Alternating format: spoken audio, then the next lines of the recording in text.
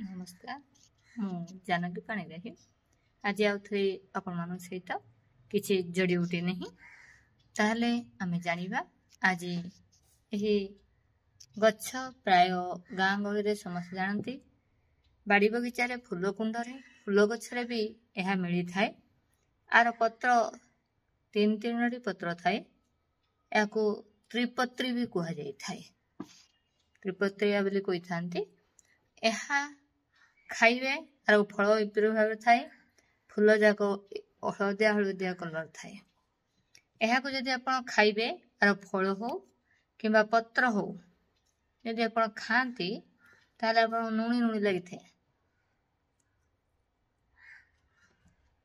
नुणी टे खट्टा लगी था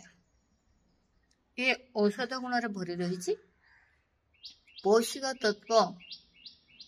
तत्व भरी रही विटामिन सी रही एपरी भाव औषध गुण रही विशेष भाव गुदाभ्रंश जोनिभ्रंश बोली कही थांती मलद्वार काच बाहरला बोली कही थांती पिस्टल बोली ताकू कह जाए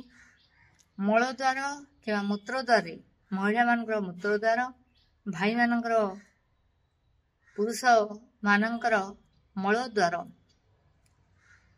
रे किछि बाहरी थाए ताकू गुदा कही थाए अपभ्रंश कही थांती पिस्टल कही थांती छोट पिला मान दुर्बल कारण भी ताहा थाए बड़ व्यक्ति मान दुर्बल होगा पर भी यही सब समस्या आसी थाए ताहले डॉक्टर पाक आम गले तार कौन सी उपाय नहीं केवल ऑपरेशन करिया पड़ी थाए किंतु यही ऑपरेशन आम मुक्ति पाई परिबा किपरि भाबरे आकु आपण बाटिक रखिए ता रसरे तुला भिजेकरी जदि आपण जोनिभ्रंश बा गोदाभ्रंश जदि हिची बा काचरे जहा अछि ताको आपण भल भाबरे तुला रे भिजेकरी से रस को लगेबे से रस को लगेबा द्वारा कोन होई थाए ता संकुचित हो जाय थाए संकुचित होला परे ताको जदि हम हाथ रे टिके समय पर जदि हम ठेली देबा ताले से भीतर को चली जाय थाए ता सहित हम जदि कपाल भाती प्राणायाम करिबा मल द्वार को लगेकरी मूलबंध लगेकरी किंबा बाह्य प्राणायाम करिबा मूलबंध लगेबा उड़ियान बंध जालंधर बंध लगे करिबा ताहले आस्ते आस्ते से रास्ता संकुचित हो जाय थाए आउ बाहर को बाहरी न थाए देखंतु त केते बड़ ऑपरेशन रो आमे रक्षा पाई परिबा ए छोटिया औषध कारणरू ए गछ को प्राय समस्त जानथे यार फल भी लंबा लंबा है कि छोट छोट थाए ए फल भी नुणी नुणी लगी थाए आउ आपण ऋतुचक्र जो समस्या अछि ए पत्र फूल पत्र को भी आपण गुंड कर रखि परिबे ताको भी आपण पानी रे पकई करी फुटई करी ठंडा हला परे आपण सेही परि यूज करि परिबे ताको हमें व्यवहार करि परिबा ता सहित आपण जदी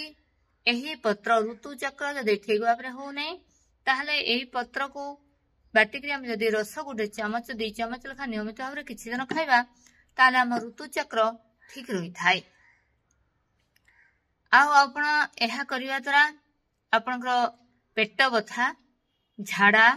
ज्वर बांती रे भी लाभ मिली थाए बबास्य रे आराम मिली थाए मुंड बथा ठीक ही थाए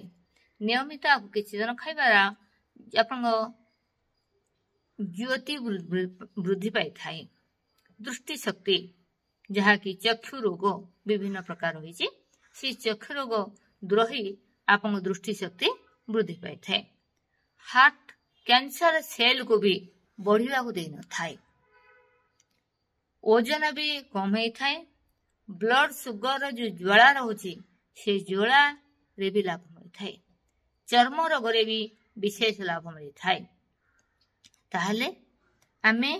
आकु जो थर पाइले ये घास गछ बोली भावंतु नाही ये औषध रे भरी रही तेणु आमे औषध परि व्यवहार करिबा ए गछ किछि दिन आमे देखिबा व्यवहार करिकरी तो निश्चित भाव हमको लाभ मिलिबो 5 रु 10 ग्राम बाटिकरी छाणीकरी आपण से पानी को आपनकर रस रे तुला भिजेकरी यदि आपण व्यवहार करंती आउ आपण जदि मल द्वारा किछि बाहरी छि ता प्रथमे आपण घिओ बा किछि लगेकरी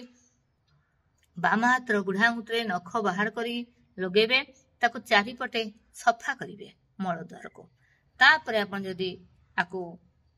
ଲଗେଇବେ, ଲଗେଇକି ଆପଣ ଯଦି ଭିତରେ ଟିକେ ପ୍ରେସ୍ କରନ୍ତି, ଚାପ ଦିଅନ୍ତି, ତାହେଲେ ଆପଣଙ୍କ ଭିତରକୁ ଚାଲି ଯାଇଥାଏ, ଆପଣଙ୍କ ଗର୍ଭପୃଂଶ ଠିକ ହେଇଥାଏ, ଯୋନି ଫ୍ରେନ୍ସରେ ଆପଣଙ୍କୁ ଲାଭ ମିଳିଥାଏ। ତାହେଲେ ମୋର ହଉଛି ଜାହ୍ନବୀ ପାଣିଗ୍ରାହୀ ଆଜି